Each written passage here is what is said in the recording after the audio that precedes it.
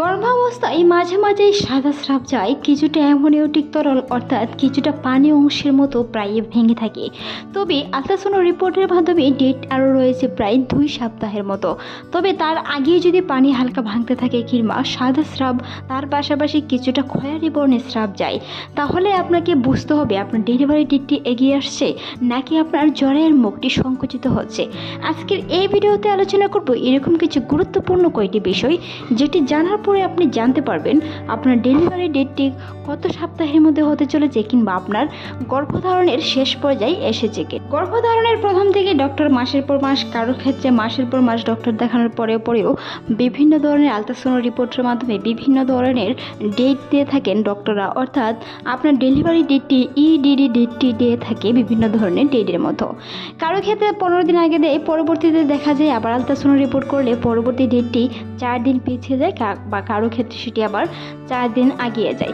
সেটি আপনার বাচ্চার পজিশন থেকে হতে পারে। আপনার বাচ্চার পজিশন এক এক মাসে এক এক ধরনের ডেভেলপমেন্ট হয় গর্ভস্থ শিশুর এক এক সময় এক এক ধরনের বিকাশ প্রকাশিত হয়ে থাকে, যেই বিকাশের মাধ্যমে এক এক সময় আপনার ডেলিভারি ডেটটি এক এক রকম পড়তে পারে। তবে যদি আপনার মাসিক ডেটটি মনে থাকে তাহলে কিন্তু আপনার কবে ডেলিভারি ডেটটি পড়তেছে সেই বিষয়গুলো আপনি নিজে হাতে কোনোভাবে বুঝতে পারবেন। আলট্রাসাউন্ড রিপোর্টের মাধ্যমে অনেকে জানতে চান ছেলে না মেয়ে হবে, তবে সেটি জানার জন্য নির্দিষ্ট একটি সময়ের পর অবশ্যই জানা যায়। তবে সেই নির্দিষ্ট সময়টি হচ্ছে অন্ততপক্ষে 5 মাসের পরে। গর্ভধারণ করার পরে অন্ততপক্ষে 5 মাসের পরে আপনি জানতে পারবেন আপনার গর্ভস্থ সন্তানটি ছেলে না মেয়ে। অনেকের ক্ষেত্রে অনেকে হার্টবিট দেখেও সন্তানটি ছেলে না মেয়ে নির্ধারণ করেন। তা নিয়ে আমাদের চ্যানেলে অসংখ্য ভিডিও আছে, চাইলে দেখে আসতে পারেন, কিংবা ভিডিওর লাস্টে আমি তার ডেসক্রিপশন দিয়ে দিব, চাইলে ভিজিট করে আসতে পারেন। ছেলে সন্তান কিংবা মেয়ে সন্তান সব কিছু সুন্দর, তবে যদি একজন সুস্থ মা থাকে। গর্ভধারণের একদম শেষের দিকে যখন আপনি চলে যাবে তখন আপনার সাদা স্রাবের পাশাপাশি যদি হালকা খয়েরি বর্ণের স্রাব যায়, সেই সময় আপনাকে বুঝতে হবে আপনার জ্বরের মুখ সংকুচিত হচ্ছে, ডেলিভারি ডেটটি কবি নিকটে। কারো ক্ষেত্রে ডেলিভারি ডেটের 1 সপ্তাহ আগেও ডেলিভারি হতে পারে, কারো ক্ষেত্রে 1 সপ্তাহ পরও ডেলিভারি হতে পারে। তবে আপনার বিশেষ কিছু লক্ষণ যদি প্রকাশ পায় তাহলে আপনাকে বুঝতে হবে 2 থেকে 4 দিনের মধ্যে আপনার ডেলিভারি ডেটটি হতে চলেছে।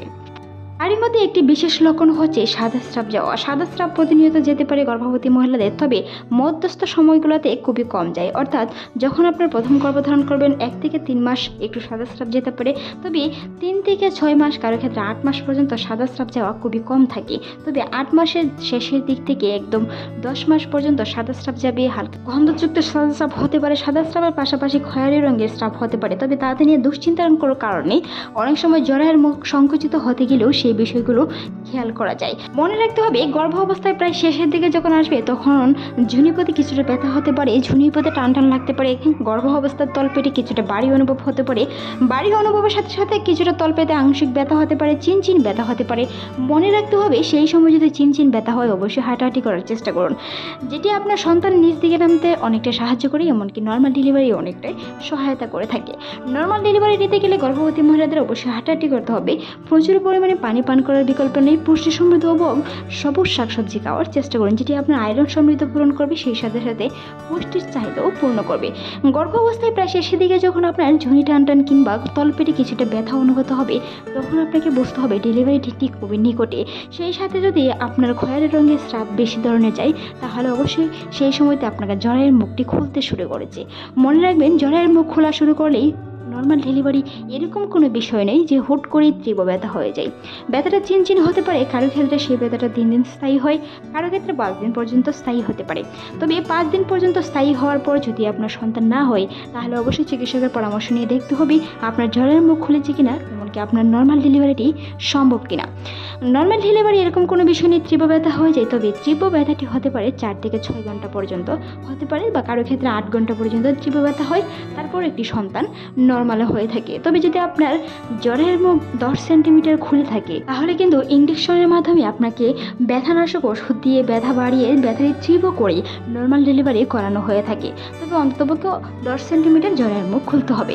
জ্বরের মুখ খোলার জন্য গর্ভাবস্থায় ব্যথা অনুভূত হলে হলেই বা সেই লক্ষণগুলো প্রকাশ পেলেই হাত পা চিবানো থেকে শুরু করে তলপেট ভারী মনে হওয়া, চিনচিন ব্যথা করা, ঝুনিপথে ব্যথা করা, এরকম কোনো ধরনের লক্ষণ পেলে অবশ্যই হাঁটাহাঁটি করার চেষ্টা করুন। মনে রাখতে হবে হাঁটাহাঁটি করলে সন্তান নিচ দিকে নামবে, উপর ভাগে উঠবে না। উপর ভাগে উঠলে নর্মাল ডেলিভারি হবে না, তাই অবশ্যই হাঁটাহাঁটি করার চেষ্টা করুন। সেই সময় অবশ্যই গরম কোনো খাবার খাওয়ার চেষ্টা করুন, ঠান্ডা পানির ছেঁক নিতে যাবেন না। মনে রাখবেন গর্ভাবস্থা শেষের দিকে অনেক ধরনের ব্যথাই হতে পারে।